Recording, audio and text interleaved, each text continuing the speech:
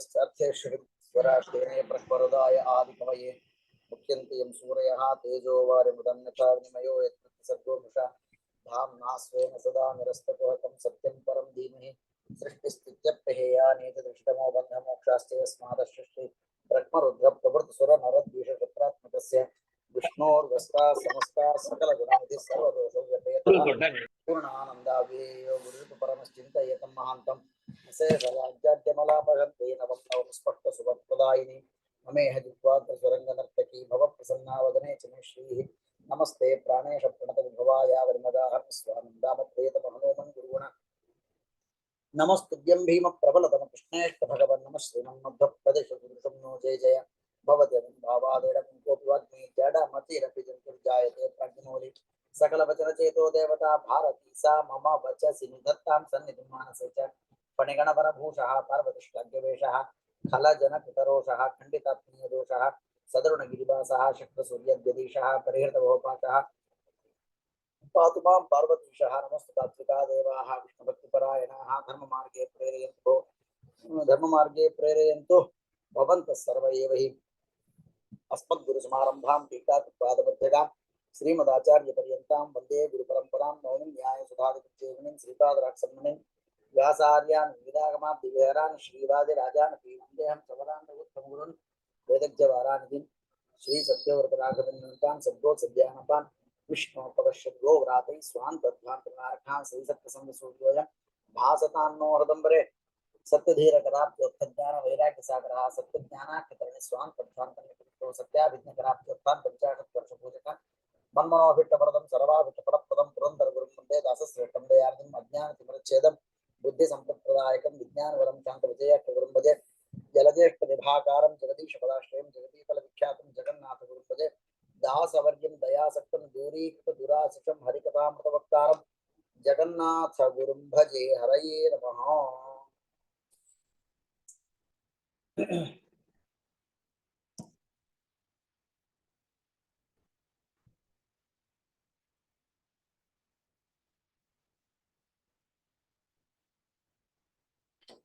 భారతి గారు శ్లోకం అంటారమ్మా. నమస్కారం. నమస్కారం.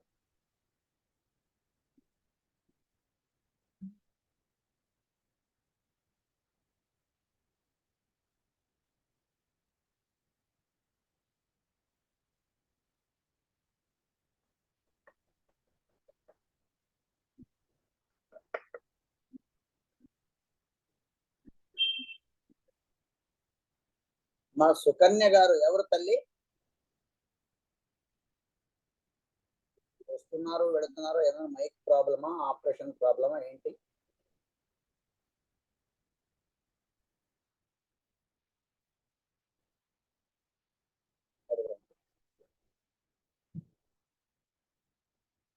సరే భారతి గారు శ్లోకం అనండి మా. ಹರಿಕಥಾಮೃತಸಾರ ಗುರುಗಳ ಹರಿಕಥಾಮೃತಸಾರ ಗುರುಗಳ ಕರುಣದಿಂದ ಬನಿತು ಪೇಳವೆ ಪರಮ ಭಗವತ್ ಹರಿಕಥಾಮೃತಸಾರ ಗುರುಗಳ ಕರುಣದಿಂದ ಪಣಿತು ಪೇಳುವೆ ಪರಮ ಭಗವತ್ ಭಕ್ತರಿದನಾದರದಿ ಕೇಳುವುದು. లైన్గా చదవమంటారా? వేదపీఠ వేదపీఠ వేదపీఠ విరించి భవ శక్రాదిసుర విజ్ఞానదాయక మోద చిన్మయ గాత్రలోక పవిత్ర సుచరిత్ర ఛేద వేద విషాద కుటిలం తాది మధ్య విదూర ఆదానాతి కారణ బాధరాయణ పాహి సత్రాణ. వేదవ్యాసదేవుల వారిని నమస్కారం చేస్తూ ఇక్కడ మోద చిన్మయ గాత్ర అన్నటువంటి పదాన్ని శ్రీ జగన్నాథదాసుల వారు ఈ పద్యంలో ప్రయోగం చేస్తున్నారు, వాడుతున్నారు.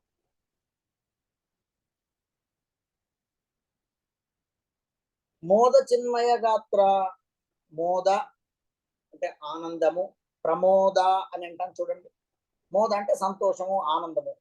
ప్ర అన్నటువంటి ఒక అక్షరాన్ని, దాన్ని యాక్చువల్లీ సంస్కృతంలో ఉపసర్గ అని అంటారు. శబ్ద, ధాతు, ఉపసర్గ, అవ్యయ కొన్ని ఉన్నాయి. ఇక్కడ ఈ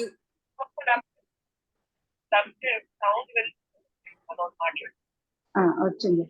అమ్మా సుకన్య గారు, ఆ ఆ, నమస్తే అండి, ప్రణామాచార్య. బరంపురం నుంచా? అవునండి.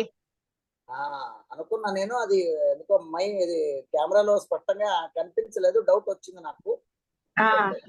సరే, మైక్ ఆఫ్ చేసేసుకోండి, మైక్ ఆఫ్ చేసుకోండి. Light light mike mike mike mike light కాదు, మైక్ మైక్ చూడండి మీ దాంట్లో ఆడియోది. ఎస్, అంటే ఏం లేదు, అక్కడ మాటలు డిస్టర్బెన్స్ గా ఉంటాయి, మిగతా వారికి అసౌకర్యం ఉండకుండా వింటూ ఉండండి, వింటూ ఉండండి. ఓకే, లెఫ్ట్ అయ్యారా, ఉన్నారా? శ్రీ గురు మోద చిన్మయ గాత్ర. మోద శబ్దానికి సంతోషము, ఆనందము అన్నటువంటి అర్థం. ప్రమోద అని ఉన్నది. ప్రమోద అంటే ప్ర అన్నటువంటి ఒక ఉపసర్గాన్ని సంస్కృతంలో వ్యంజన, శబ్ద, ధాతు, అవ్యయ అన్నటువంటివి, దాంట్లో ఈ ఒక ప్రమోద అన్నటువంటిది ప్ర ఉపసర్గం. ప్రతిదానికి ఉపసర్గాలు ఉంటాయి, చాలా ఉన్నాయి. ప్ర, పర, అప, సమ, అను, అవ, నిస్, నిర్, దుస్, దుర్, వి, ఆంగ్, అతి అన్నటువంటి అనేకంగా ఉన్నాయి. అవి ఒక్కొక్క దానికి కలుస్తూ ఉంటాయి. ఎలాగా? విజ్ఞాన, జ్ఞాన, దానికి వి కలిస్తే విజ్ఞాన. వి అన్నది ఉపసర్గం. ఎక్కడొచ్చింది? ప్ర, పర, అప, సమ, అను, అవ, నిస్, నిర్, దుస్, దుర్, వి. వి వి ఉపసర్గం. వి, ఆంగ్, ఆంగ్, అతి అన్నటువంటి బలము, బలానికి అతి కలిపాం, అతి బలము అయింది. అలాగే ఇవన్నీ ఉపసర్గాలు. అలాగే ఇక్కడ మోదకు ప్ర చేరింది, ప్ర అన్నటువంటి ఒక ఉపసర్గం చేరింది. అంచేత అదేమైంది? ప్రమోద అయింది. ప్రమోద అన్నటువంటి, మోద అంటే ఆనందము. ప్ర అన్నటువంటి పదం చేరిన దానికి ఏదైనా ప్రయోజనం అవ్వాలి కదా. నా దగ్గర 100 రూపాయలు ఉన్నాయి, ఇంకెవరో 100 రూపాయలు నాకు ఇచ్చారు, అప్పుడు ఎన్ని అవ్వాలి? నాకు 200 అవ్వాలి. ఇంకోళ్ళు 100 రూపాయలు ఇచ్చారు, 300 అవ్వాలి. లేదు లేదు, నీ దగ్గర మొదటి నుంచి 100 ఉంది, వాళ్ళు 100 ఇచ్చినా ఇంకోళ్ళు 100 ఇచ్చినా 100 100 అని కాదు. అక్కడ ధనం పెరుగుతుంది.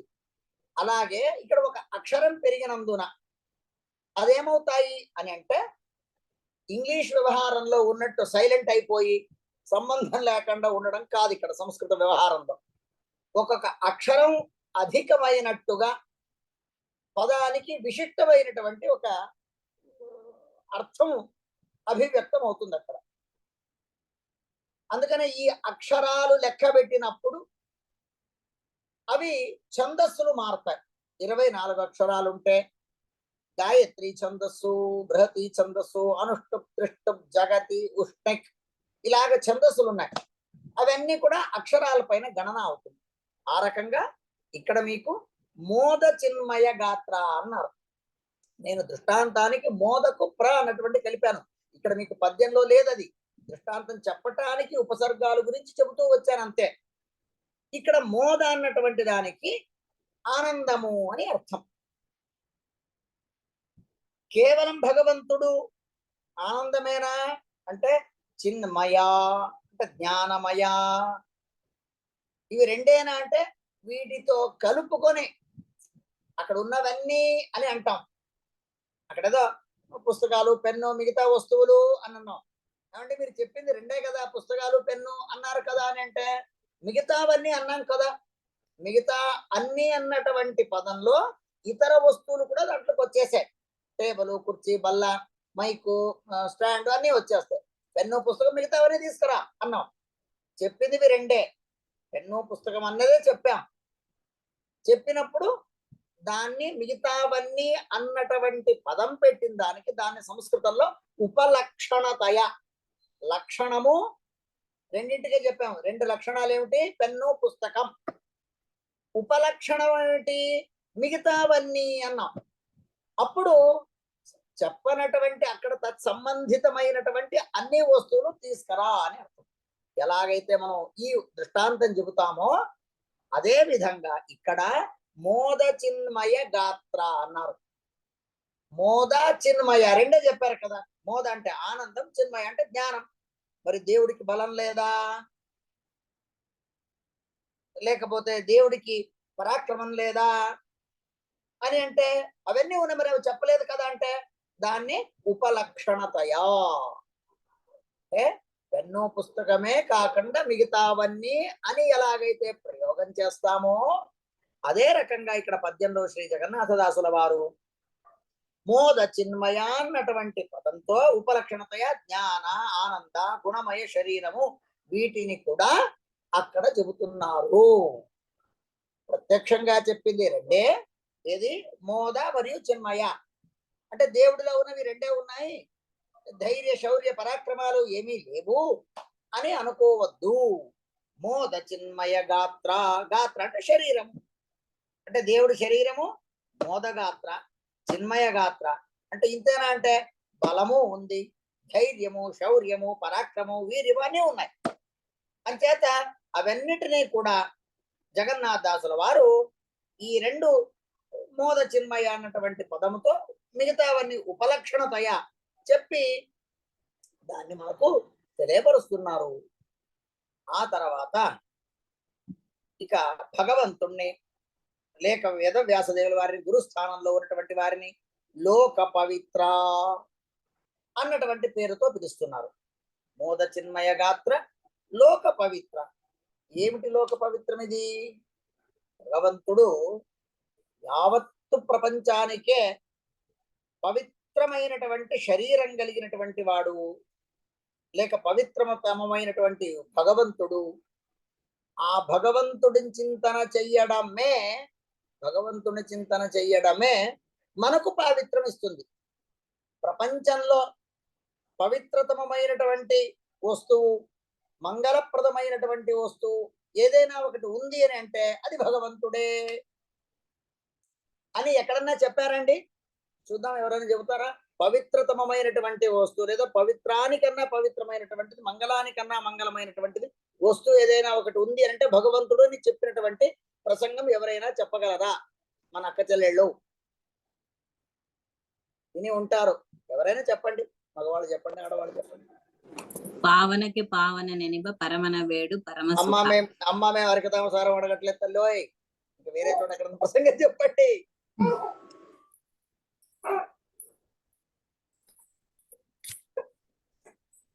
చాలా సందర్భాల్లో విని ఉంటారు, మగవాళ్ళు పారణం చేసి ఉంటారు, రికార్డు జరిగి ఉండొచ్చు. హరియేన్ మాచార్య నమస్కారం. నమస్తే. మంగళం. మీ వాక్యం, మీ ఇది మైక్ కొద్దిగా డిస్టర్బెన్స్ ఉంది. మంగళానాంచ మంగళం వ్యయపితాః యతః సర్వాణి భూతాని భవంత్యాది యుగాగమే. మాకు తర్వాత అక్కర్లా, మంగళ అక్కడ దాకా కరెక్టే. ఇక్కడ మీ శ్లోకంలో ఉన్న పదం ఏముంది? దానికి సందర్భోచితమైన పదం చెప్పండి. మీ శ్లోకంలో ఉన్న పదం ఏముంది? మంగళానాం లేదే. మీరు చెప్పింది కరెక్ట్ ఉంది, శ్లోకంలో పదం దగ్గర ఉన్నారు మీరు, ఆ మధ్యలో కొద్దిగా గ్యాప్ ఉంది, అది ఫిల్ చేయండి చాలు. మీరు శ్లోకంలోనూ ఉంది, ఈ పదంలో ఉంది. మీరు చెప్పిన శ్లోకం మంగళం చెప్పారు, మీరు తర్వాతది చెప్పారు, అంటే 50 నుంచి 100లో చెప్పారు, 1 నుంచి 50 దాకా చెప్పాలి మీరు. అక్కడే ఉంది, చిన్న కిటుకుంది అక్కడే. మంగళం మంగళానాంచ మంగళం పవిత్రానాం పవిత్రం. శ్లోకము మీరు పూర్తి చేయలా, శ్లోకంలో 2వ పాదంలో ఉన్నారు. కరెక్ట్, మీరు చెప్పింది కరెక్ట్ 100%. పవిత్రాణం మీ శ్లోకంలో ఇక్కడ పవిత్రం ఉంది కానీ మంగళ పదం లేదు. ఏముంది? లోక పవిత్ర సుచరిత్ర. లోక పవిత్ర, పవిత్ర కావాలి మనకు. ఆ శ్లోకంలో తర్వాతది మంగళ. పవిత్రాణం పవిత్రం యో మంగళానాంచ మంగళం. ఇది మహాభారతంలో అనుశాసన పర్వం లేదా విష్ణు సహస్రనామ ప్రారంభంలో వచ్చింది. ప్రపంచంలో ఉన్నటువంటి సకల పవిత్రతమైనటువంటి వస్తువులకు ఏదైనా ఒక పవిత్రం ఉంది. గండరగండు అంటారు. గండరగండు వీడు మల్ల యోద్ధ. వీడి తాతను తలదన్నే వాడు కూడా ఉన్నాడండి అంటాం. అలాగ ప్రపంచంలో ఏదైనా ఒక మంగళతమమైనటువంటి వస్తువు ఉంది అంటే ఆ మంగళతమమైనటువంటి వస్తువు కన్నా ఉత్తమమైన పరమాద్భుతం. దీనివల్ల అక్క చెల్లెళ్ళ దగ్గర చిన్న రిక్వెస్ట్ అమ్మా, మీ మైకులు కొద్దిగా చూసుకోండి. ఏమవుతుందంటే పాఠం చెప్పేటప్పుడు ఒక మంచి మూడులో వెళుతూ ఉంటుంది. కొన్ని పదాలు మైండ్ లో వచ్చుంటాయి, మాకు కొన్ని విషయాలు చెప్పాలి. ఈ డిస్టర్బెన్స్ వల్ల అవి గాలికి ఎగిరిపోతాయి. ఆ మైండ్ మళ్ళా నేను ఆ వేవ్ లోకి వెళ్ళి బయటికి రావాల్సి వస్తుంది. అది కొంత అనీజీగా ఉంటుంది. దయచేసి మైక్ ఆన్ చేసి పెట్టేసకుండా అంతే, ముట్టుకోవడం చేసి దయచేసి కొద్దిగా సహకరించండి, అన్నట్టు భావించండి. సరే, జై శ్రీరామ్.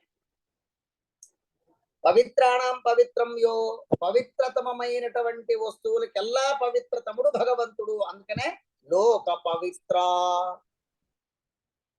లోక పవిత్ర అంటే ఏమిటండి? లోక అంటే లోకాలు. అతల వితల సుతల తల అతల రసాతల మహాతల పాతాల భువర్లోక సువర్లోక మహోలోక జనోలోక తపోలోక సత్యలోక, ఈ లోకాలు పవిత్ర. లోక శబ్దానికి లోకాని ఒక అర్థం ఉన్నా, లోక అన్నటువంటి దానికి జనము, ప్రజలు, మానవులు అని అర్థం ఉన్నది. లోకము పవిత్రమే. లోకంలో ఉన్నటువంటి జనము, ప్రజలు, జనులు, వీళ్ళెల్లరికీ కూడా పవిత్రతమైనటువంటి వస్తువు ఏదైనా ఒకటి ప్రపంచంలో ఉంది అంటే అది ఎవరయ్యా? లోక పవిత్ర భగవంతుడు. ఎందుకు ఎక్కడ చెప్పారు అంటే పవిత్రాణం పవిత్రం యో మంగళానాంచ మంగళం. మనము శుద్ధంగా ఉన్నటువంటి వస్తువులని, హైజెనిక్ అని ఇప్పుడు ఒక పదం వాడతాం ఇంగ్లీష్ లో. హైజెనిక్ చాలా చాలా, అదే ఏమిటి దానికి ఇంకేం చెప్పాలి, దానంతా మంచిది అయినటువంటిది ఇంకోటి లేదు అన్నటువంటి ఏదో ఒక అర్థంలో. అలాంటివి మనం చాలా ఇష్టపడతాం. కానీ ఒక్క మారు భగవంతుడు తన దివ్య దృష్టితో అనుగ్రహం చేస్తే ఎంతటి దానికైనా కూడా పావిత్రము వస్తుంది, ఒక స్థానం వస్తుంది. ఇప్పుడు మనం చెత్తలో చేయి వేయం, అశుద్ధంలో చేయి వేయం. పవిత్రతమైనటువంటి వస్తువులకి చాలా మనం అభిలాష చూపిస్తాం, ఆశ చూపిస్తాం, ఆతురత ఉంటుంది. వ్యాసుల వారు ఒక మారు వనంలో వెళుతున్నారు. ఒక చిన్న కీటకం పురుగు. ఆ పురుగు వెళుతుంటే వ్యాసుల వారు చూశారు. చూసి చూడడమే కాదు, దాని భాషలో మాట్లాడారు. మాట్లాడగా అది ఆనందించింది. హే, నాతో వేదవ్యాసదేవుల వారు మాట్లాడారు. అరే అరే ఏం కావాలరా నీకు అన్నారు. ఏం కావాలి? మీరేమిస్తారు? నీకేం కావాలి ఇస్తాను. అట్లయితే నేను ఈ దేశానికి రాజు అవ్వాలి. రాజు, దేశానికి రాజు. చిన్న కీటకం, దాని ఆశ చూడండి. పో తథాస్తు, అయిపో రాజు అన్నారు. వ్యాసుల వారు ఏమైనా చేయగలరు, కర్తం అకర్తం అన్యథా కర్తం సమర్థ అంటారు. దేన్నైనా తిమ్మిని బొమ్మిని చేయగలరటువంటి సామర్థ్యం శ్రీ వ్యాసుల వారు. అదన్నది నేను ఈ పురుగు జన్మలో, కీటక జన్మలో ఉండి ఇక్కడ నుండి చచ్చిపోయి ఈ దేహం పోయి మళ్ళా కొత్త జన్మ వచ్చి అక్కడ నేను మనిషిగా పుట్టి అప్పుడు నేను సింహాసనంలో కూర్చున్న రాజు అవుతే ఆ రాజరికపు ఆనందాన్ని ఈ జన్మలో నేను అనుభవించినటువంటి ఆనందం నాకెక్కడ కలుగుతుంది? నాకు ఇప్పుడు చిన్న పిల్లలు పడుకుంటారు, లేదా పెద్దవాళ్ళు అనారోగ్య స్థితిలో హాస్పిటల్లో ఉంటారు. భార్య లేక తల్లి చక్కటి ఒక తీపి పదార్థము, కారపు పదార్థము, ఒక వంటకం చేస్తుంది, తినుబండారం. ఆ బెడ్ మీద పడుకున్నటువంటి నిస్పృహలో ఉన్నటువంటి వాడికి నోట్లో చెంచాతో ఆ మధురమైనటువంటి రసం, ఇప్పుడు మామిడి పళ్ళ సీజన్ అనుకోండి, మంచి రసాలు బంగినపల్లిలో లేకపోతే దశేరియో ఇంకోటి ఏదో మంచి ఆ పళ్ళ రసాన్ని తీసి ఆ కోమా అవస్థలోనో లేదా ఇంకొక అవస్థలో ఉన్నటువంటి వాడి నోట్లో చెంచాతో మీరు ఎంత పోసినా ఇది మామిడి పండు ఎంత బాగుంది, రసము ఎంత బాగుంది అని ఆ దీనిపైన పడుకున్నటువంటి వాడో లేక చిన్న పిల్లవాడో ఆ రుచి యొక్క అనుభవాన్ని, ఆనంద రుచిని చెప్పగలడా? వాడికి ఏ జ్ఞానము లేదు. నేను ఇప్పటిదాకా బాగా పడుకున్నాను అంటాడు తప్ప లేచాక నేను నిద్రలో ఏం తిన్నాను ఎవరికి జ్ఞానం. చిన్న పిల్లలు అంటే ఒక 7-8 ఏళ్ళ పిల్లలు రాత్రి ఆలస్యం అయితే మారం చేస్తాయి, భోజనం చేయకుండా పడుకుంటాయి. అప్పుడు ఆడి ఆ నిద్రమత్తులోనే మరి తల్లులెల్లరూ కూడా వాడికి మెత్తగా చేసి అలాగే పడుకున్నా కూడా వాడిని భుజాన వేసుకొని వాడికి 4 ముద్దలు తినిపిస్తారు. వాడికి ఏం తెలియదు, ఏదో చప్పరిస్తుంటాడు, తల్లి పెడుతూ ఉంటుంది, వాడిని మూతి తుడిచేసి నీళ్లు తాపించి ఏదో చేస్తుంది, తీసుకెళ్లి మళ్ళీ పడబెడుతుందండి. వాడికి ఏం జ్ఞానం ఉండదు. ఆ రుచి యొక్క మాధుర్యం యొక్క అనుభవం, ఆ ఆనందం వాడికి ఏం తెలియదు. అంటే నేను ఈ జన్మలో కీటకంగా ఉన్నాను, మరు జన్మలో నేను రాజుగా పుట్టే, మనిషిగా పుట్టి రాజు అవుతే ఇప్పుడు నీవు వరం ఇచ్చింది అప్పుడు ఎంజాయ్ చేస్తాంటే అది కుదరదు. నీవు వరం ఇస్తే ఇదే జన్మలోనే ఇలాగే నేను రాజు అవ్వాలి, ఇస్తానంటే అది ఇవ్వు అన్నాడు. అంటే ఎలాగైతే నిద్రావస్థలో ఉన్న వాడికి అనుభవం రాదో అలాగా రెండో జన్మలో నాకు ఆ జన్మకే రాజు అయ్యేదైతే ఇప్పుడు నీవు ఇచ్చే వరం ఏంటి, దానివల్ల ప్రయోజనం ఉండదు. నీవు ఇస్తే ఇప్పుడు ఇవ్వు, లేదు పో అన్నాడు. చూడండి, ఆ కీటకము వ్యాసుల వారితో. మరి ఇంత చేసి ఈ దరిద్రం కీటకం అవ్వడం ఏంటిది? పోనీ ఏ మంచి జన్మ ఆవో, ఇంకోటి ఏదో సౌమ్యమైనటువంటి జంతువులు, జింకయో ఏనుగో ఇలాంటి ఉత్తమమైనటువంటి వన్య ప్రాణులు అయి ఉండవచ్చు కదా అని అంటే, దాని భవిష్యత్తు భూతము వర్తమానం చేసినటువంటి వ్యాసుల వారు దీని గురించి రాస్తున్నటువంటి శ్రీ మధ్వాచార్యుల వారు ఒక ప్రసంగంలో లోభాత్స కీటత్వముపెత్య కృష్ణ పూర్వజన్మలో లోభిగా పుట్టినటువంటి ఒక వైశ్యుడు, పూర్వజన్మలో ఒక వైశ్యుడు లోభి, పరమలోభి, ఎవడికి చేతులెత్తి దానం చేసినటువంటి వాడు కాదు. ఆ లోభ గుణంతో వాడు దచ్చాక మరు జన్మలో కీటకంగా పుట్టాడు. కానీ వ్యాసుల వారి పరమానుగ్రహం చేత కొన్ని కీటకాలు, ఇప్పుడు అందరూ ఇక్కడ అక్కజల్లెళ్ళే, బొద్దింకలకు భయపడనటువంటి వాళ్ళు చాలా తక్కువ ఉండవచ్చు, ఒకళ్ళిద్దరు ఉండవచ్చు. మిగతా వాళ్ళందరూ ఇంచుమించుగా బొద్దింకలకు భయపడవచ్చు. అమ్మ, భయపడని వాళ్ళు ఎవరైనా ఉన్నారో చెప్పండి చూద్దాం. భారతి గారు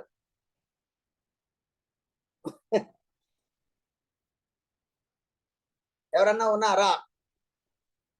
భయమే. ఏమైనా భయానికంటే అదొక ఇదిగా అనిపిస్తుంది. అలాగా అంటే కొన్ని కీటకాలు చూడగానే అసహ్యం, కొన్ని కీటకాలు చూడగానే భయము, అదేదో కంపరము, ఏదో నానా రకరకాల, ఒక్కొక్కటి ఒక్కొక్క రకంగా. బల్లిని చూస్తే, బొద్దింకలు చూస్తే, ఇంకేదో కొన్ని ఈగలను చూస్తే చిన్న కంటి దగ్గర తిరుగుతూ ఉంటాయి, కొన్ని సౌండ్ చేస్తుంటాయి చెవుల దగ్గర. ఎన్నిసార్లు దాన్ని మీరు కొట్టినా అది పోదు. విసుగొచ్చి అసహ్యం వేసి ఏం చేయక తెలియక నానా అవస్థలు పడుతుంటాం. అంటే మనకి ఇంత బలం ఉన్నా కూడా దాన్ని ఏం చేసుకోలేం, మన కంటి తిరుగుతుంటుంది. అలాగా ఇవన్నీ కూడా అసహ్యకరమైనటువంటి కొన్ని, మనకేదో కాలుకి దెబ్బ తగిలింది, పుండు, ఆ పుండు మీద వచ్చి వాళ్తుంటాయి అని చప్పుడు. ఆ చప్పుడు వినలేక అది మన కాళ్ళపైన కూర్చొని ఇబ్బంది పెడుతూ, అంటే ఇంత అసహ్యించుకునేటువంటి కొన్ని కీటకాలలో ఇది ఒకటి. కానీ ఎప్పుడైతే వ్యాసుల వారి దృష్టి దానిపైన పడిందో అదేమైంది, అది అడిగిందట ఏమని, నన్ను మీరు రాజు చేసేదైతే ఇదే జన్మలోనే ఇదే దేహంతోనే రాజుగా కూర్చోవాలి. వ్యాసుల వారు తథాస్తు పో అన్నారు.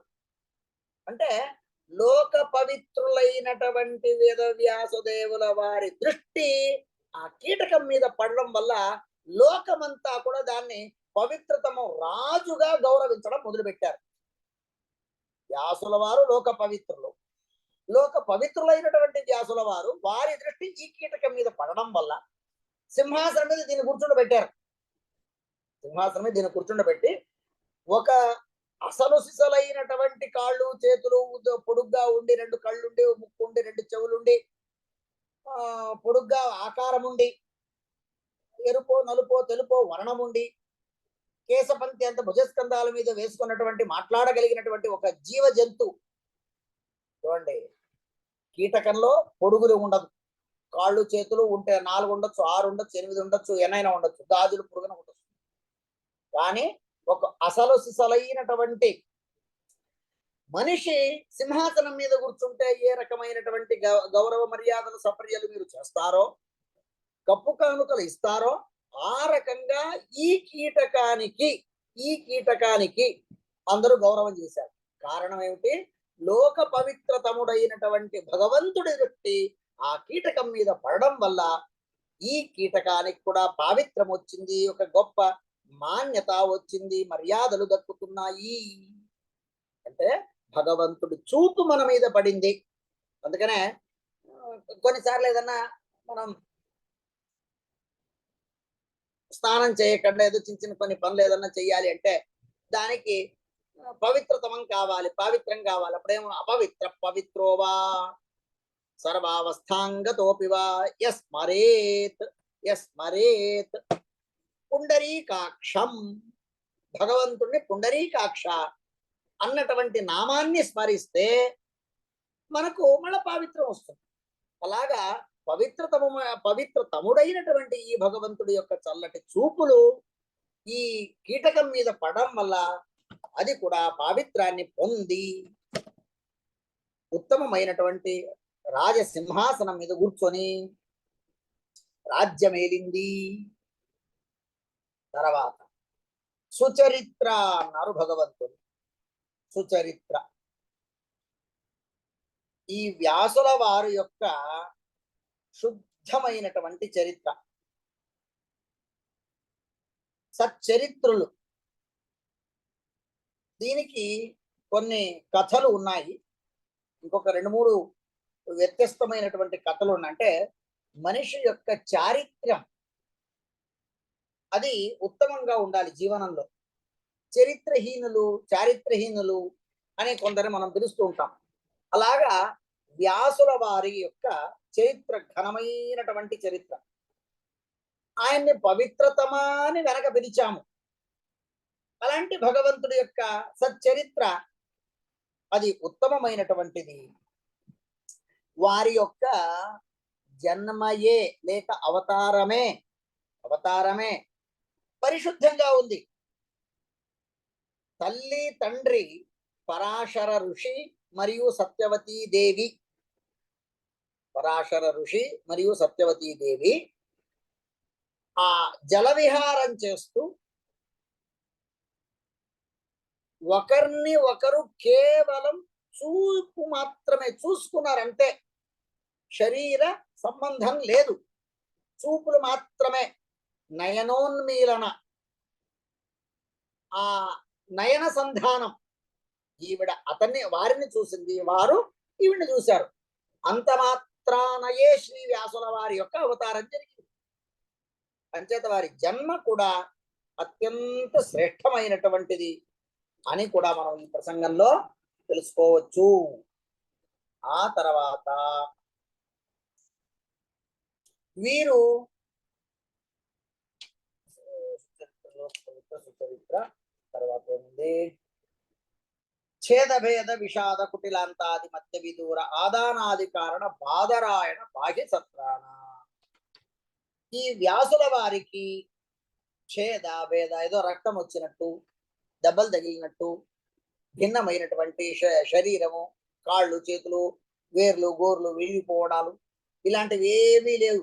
ఎక్కడన్నా కనిపించాయా అంటే పోనీ ఇక్కడ దైవత్వంగా మీరు వ్యాసుల వారు అని కాకుండా ఇతర దైవత్వంగా రాముడో కృష్ణుడో అలాంటి ఏదో కృష్ణుడికి ఎక్కడో రక్తం వచ్చినటువంటి ప్రసంగము, రాముడికి యుద్ధంలో బాణాలు గుచ్చుకున్నటువంటి ప్రసంగాలు, ఇలాంటివన్నీ కూడా భగవంతుడు అసురజన మోహనం కొరకు మీ వ్యాసుల వారికి, మీ రాముడికి, మీ కృష్ణుడికి కూడా గాయాలవుతాయి, రక్తం వస్తుంది. కృష్ణుడి చివరి దశలో కాలు మీద కాలు వేసుకొని పడుకున్నప్పుడు ఆ వేటగాడు బాణం వదిలితే తద్వారా రక్తం వచ్చినటువంటి ప్రసంగం మనకు కనిపిస్తుంది మహాభారతంలో లేక భాగవతంలో.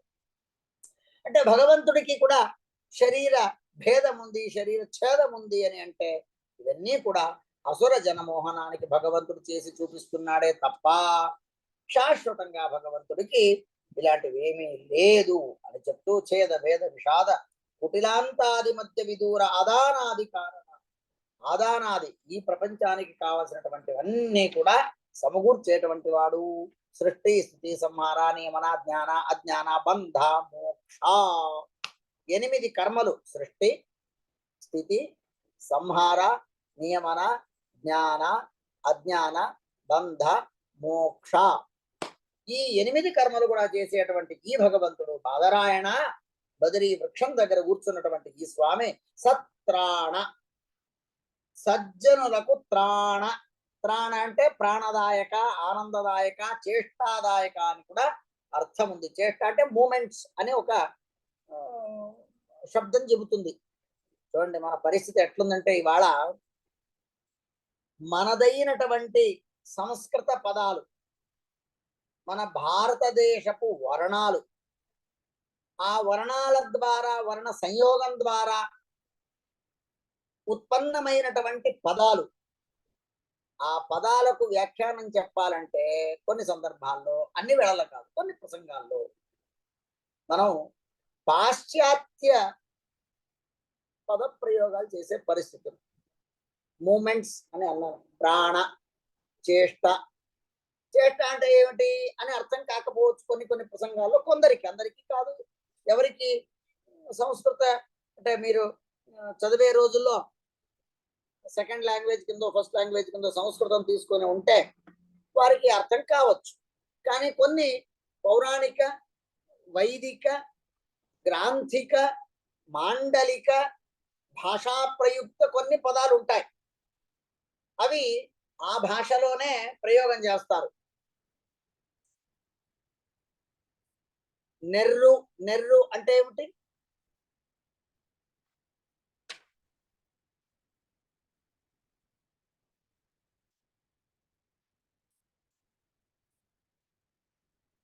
ఎవరైనా చెప్పండి.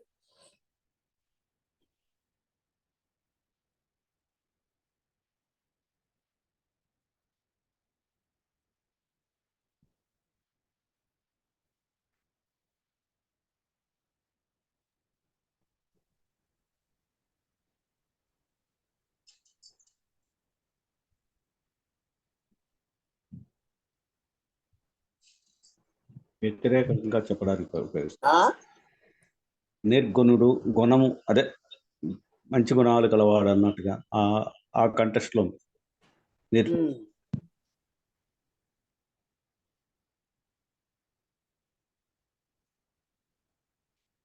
బారు, బారు,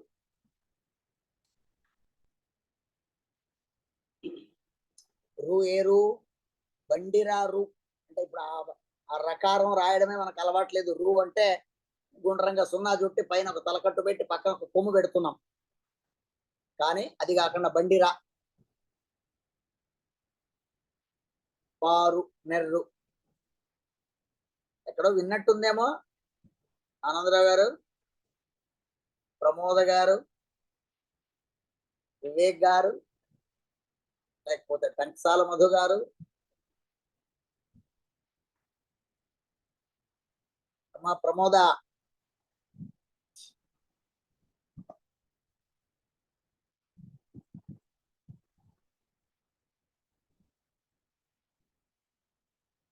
ప్రమోద్ గారు లేరా?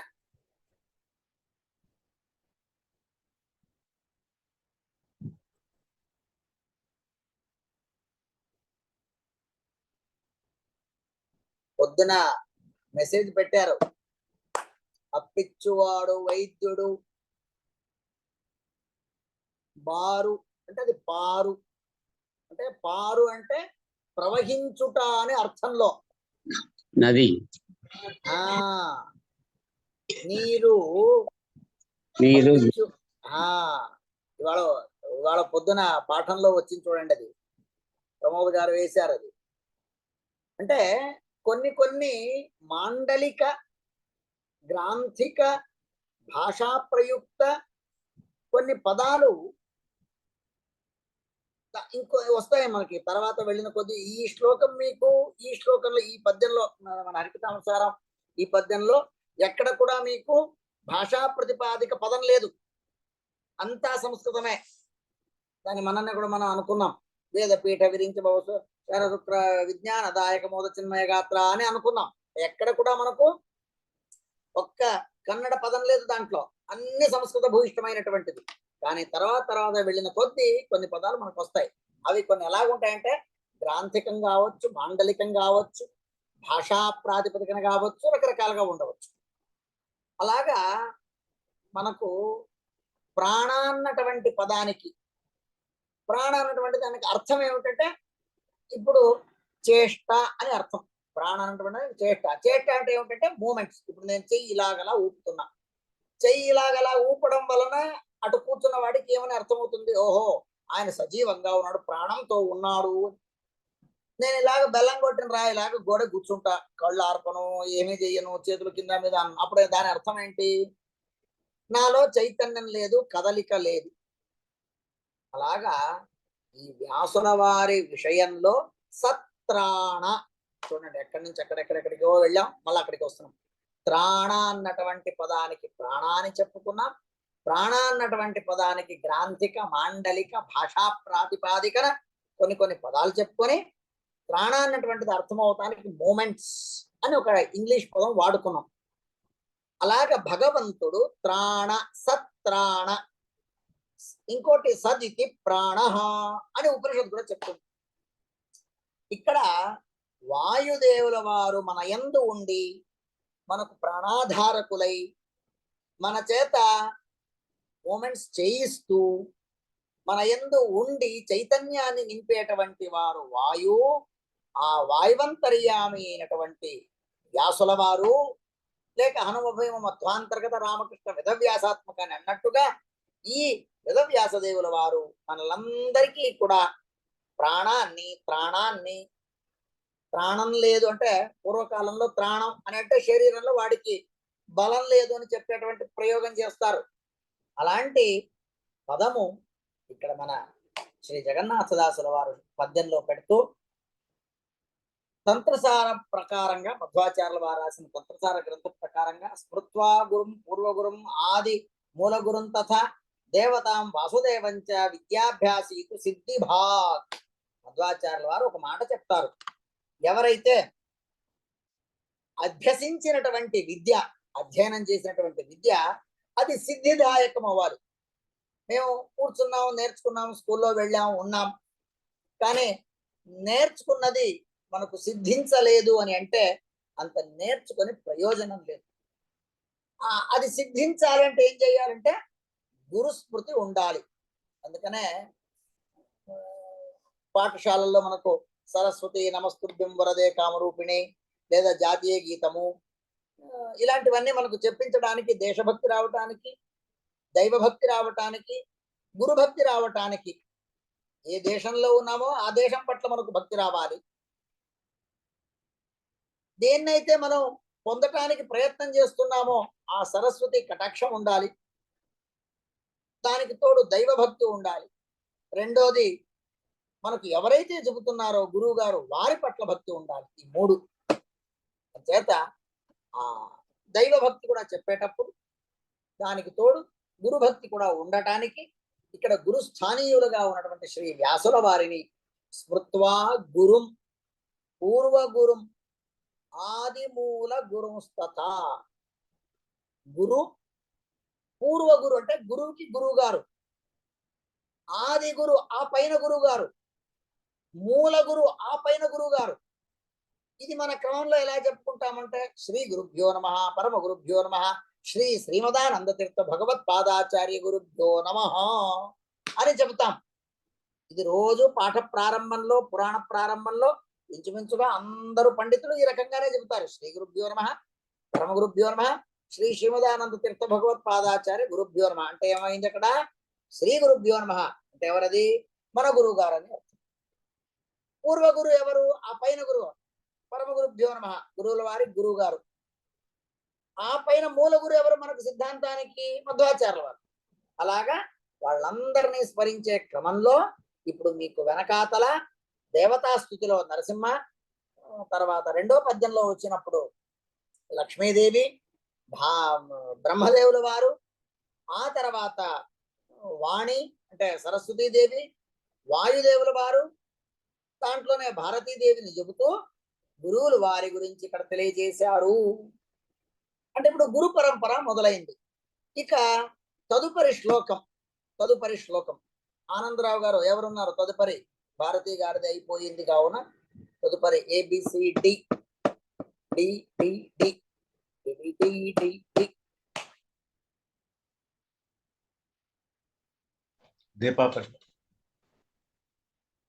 మోద గారు ఏదో మెసేజ్ వేస్తున్నారు. దీపా పరిమళ గారు ఉన్నారు. అంటే ఏదన్నా ఉంటే డైరెక్ట్ చెప్తే బెటర్ అనుకుంటాను. అంటే మెసేజ్ చూడటానికి కొద్దిగా నాకు డిస్టర్బెన్స్ గా ఉంటుంది.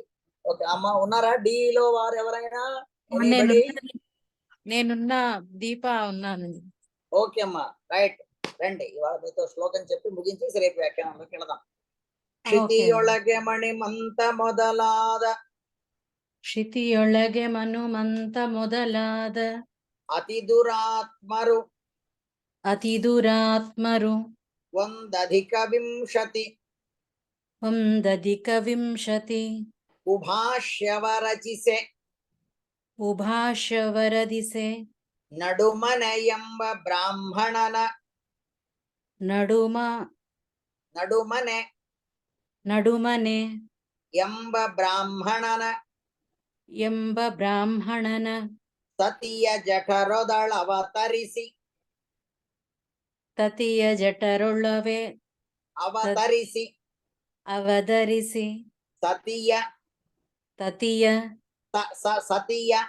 ಸತಿಯ ಜಠರದೊಳು ಅವತರಿಸಿ ಭಾರತೀ ರಮಣ ಮಧ್ವಾಭಿಧಾನದಿ ಚತುರದಶ ಲೋಕದಲ್ಲಿ ಮೆರದ ಪ್ರತಿಮ ವಂದಿಸುವೆ ಕ್ಷಿತಿಯೊಳಗೆ ಮಣಿಮಂತ ಮೊದಲಾದತಿ ದುರಾತ್ಮರು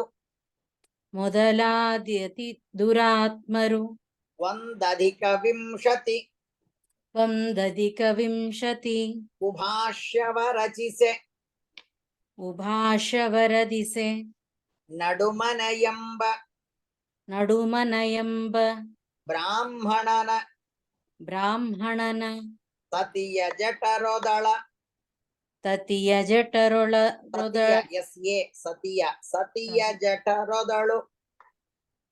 ಜಠರೊದಳು ಅವತರಿಸಿ ಭಾರತೀ ರಮಣ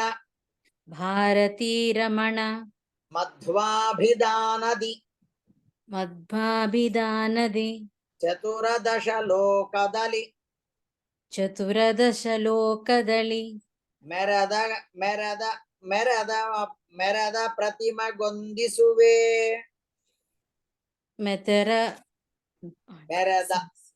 ಮೆರದ ಪ್ರತಿಮ ಹೊಂದಿಸುವೆ. ಹರಯೇ ನಮಃ. సారీ అండి, నా దగ్గర బుక్ లేదు. ఆ బుక్ పక్కన పెట్టాను. బుక్ ఉండి నేను తప్పు చెప్తా. బుక్ ఉండి నేను తప్పు చెప్తే నేను